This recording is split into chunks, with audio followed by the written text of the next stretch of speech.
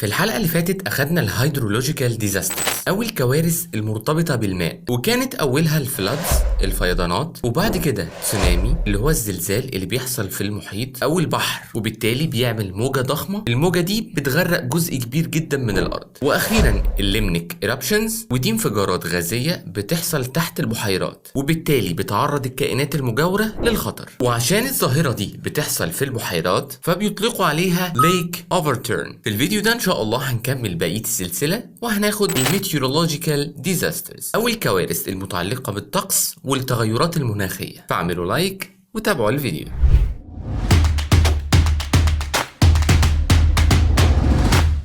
Welcome to Fast English.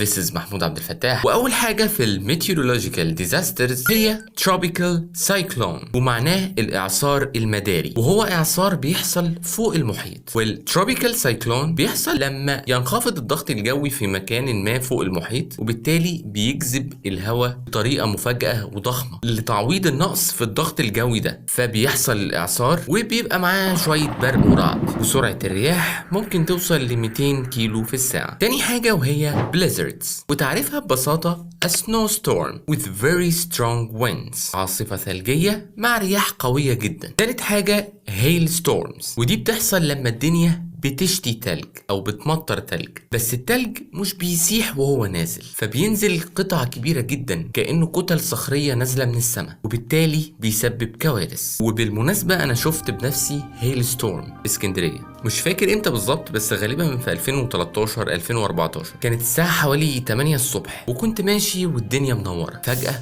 السحاب بدأ يتقل بطريقة غريبة وكأن الدنيا ليلت، ومرة واحدة كتل تلج نزلت من السماء، والناس اللي في الشارع جريوا واخدوا ساتر، بس للأسف في واحد ملحقش نفسه ونزلت عليه كتلة متوسطة بس عورته. راح الراجل بكل بساطة أخدها وحطها فوق دماغه عشان يوقف الدم، طبعا غير إزاز العربيات اللي اتكسر. فالكارثة دي اسمها هيل ستورم. وأخيرا ثاندر ستورمز أو العواصف الرعدية، ودي عواصف قوية جدا بيكون فيها كمية رعد وبرق كبيرة جدا، والبرق ده بيسبب حرائق سواء في الغابات أو في المناطق السكنية. أتمنى يكون الفيديو السريع ده عجبكم. Thank you for watching and see you soon.